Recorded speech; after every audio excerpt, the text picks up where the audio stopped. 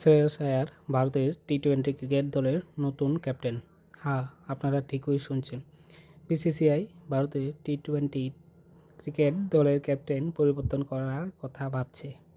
বিভিন্ন মিডিয়ায় একটি খবর খুবই ভাইরাল যে ভারতের টি-20 ক্রিকেট দলের ক্যাপ্টেন পরিবর্তন হচ্ছে।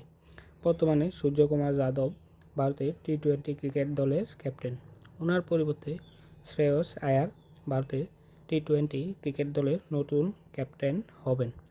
যদিও বিসিসিআই খবরের সত্যতা কনফার্ম করেনি, কিন্তু যেহেতু খবর ভাইরাল হচ্ছে তাই তার কিছু সত্যতা তো অবশ্যই আছে। বেশ কিছুদিন ধরেই শ্রেয়স আয়ারকে ক্যাপ্টেন করার চিন্তাভাবনা চলছে। ওনার ক্যাপ্টেন্সির ভালো প্রদর্শন আমরা সম্প্রতি সবাই দেখেছি এবং তা ক্রমশ ঊর্ধ্বগামী। আইপিএলে তিনি একমাত্র ক্যাপ্টেন যিনি 3টি ভিন্ন দলকে ফাইনালে তুলেছেন এবং কলকাতাকে চ্যাম্পিয়ন করেছেন। বর্তমানে আইপিএলে ওনার ক্যাপ্টেন্সির প্রদর্শনও ভালো। ওনার বয়স বর্তমানে 31। বিসিসিআই একটি যুবা টিম বানানোর কথা ভাবছে আসন্ন টি-20 বিশ্বকাপ ও অলিম্পিকের কথা ভেবে। তাই শ্রেয়স আয়ারের ক্যাপ্টেন হওয়ার যে খবর মিডিয়াতে এসেছে তা উড়িয়ে দেওয়া যাচ্ছে না।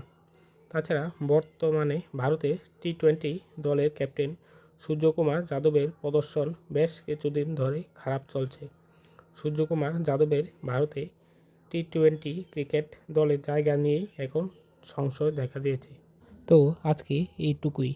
আপনাদের সবাইকে এত সময় ধরে অষ্টধাতুর সাথে থাকার জন্য ধন্যবাদ। নমস্কার।